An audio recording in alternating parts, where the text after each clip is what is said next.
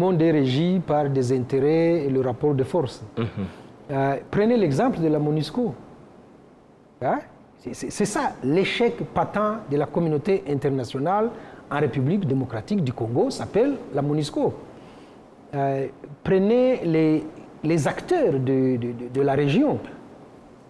Vous avez un lien de causalité entre les deux présidents, acteurs majeurs de la région. Le président de la République démocratique du Congo, Tshisekedi, et le président Ndayishimiye du Burundi. Regardez un peu les ressemblances qu'il y a entre ces deux pays.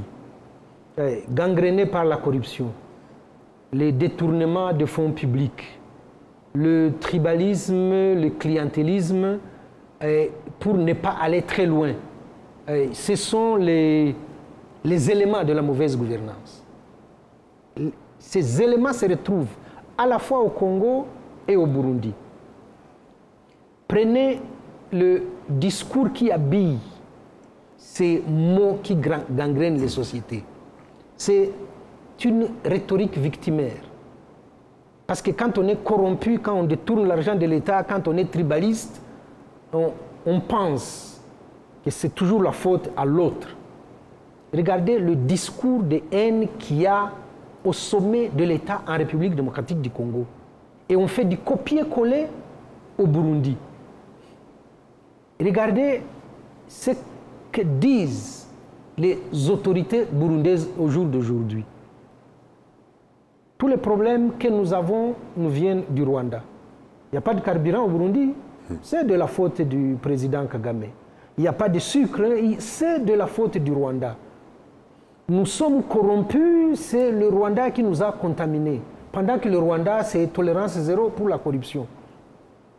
Et l'Est du Congo était le ventre mou de la région. Aujourd'hui, vous ajoutez le Burundi. Vous avez le discours de haine en République démocratique du Congo, qui est institutionnalisé.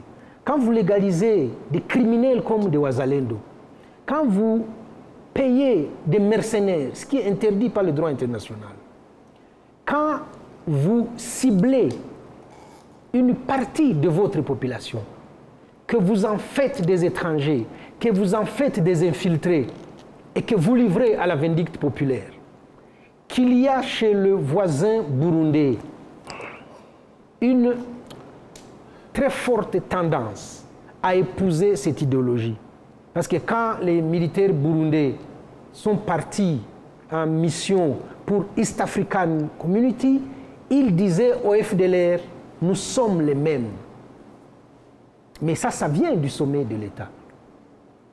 Et que quelques temps après, on entende le chef de l'État qui met en cause le Rwanda pour tous ces problèmes que je viens de citer, qui montre qu'il a des muscles. Ça veut dire qu'il ferme les frontières, oubliant qu'il est en train de pénaliser sa propre population, qu'il nargue ses concitoyens. Les prix au marché, ça ne m'intéresse pas. Je ne veux même pas savoir.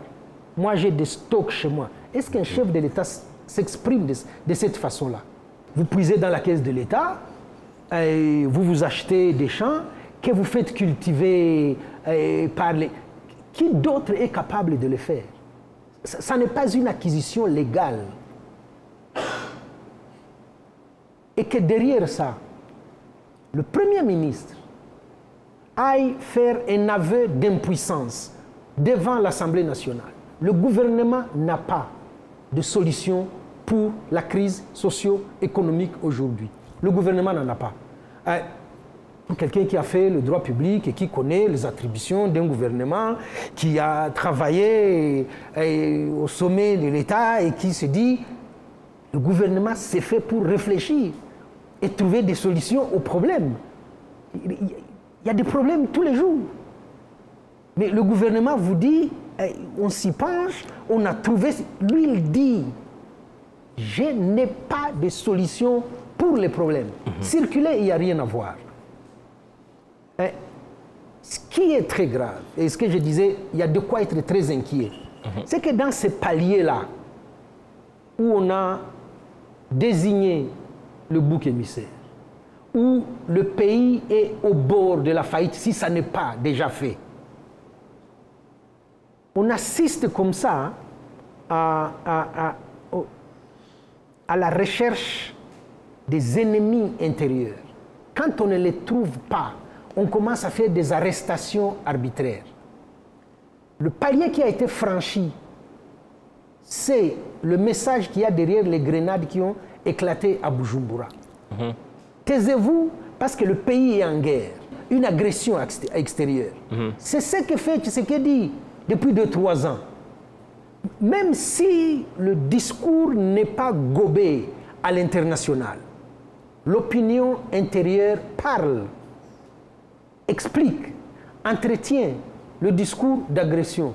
Nous, on n'a pas de solution parce que le Rwanda nous a mis à genoux.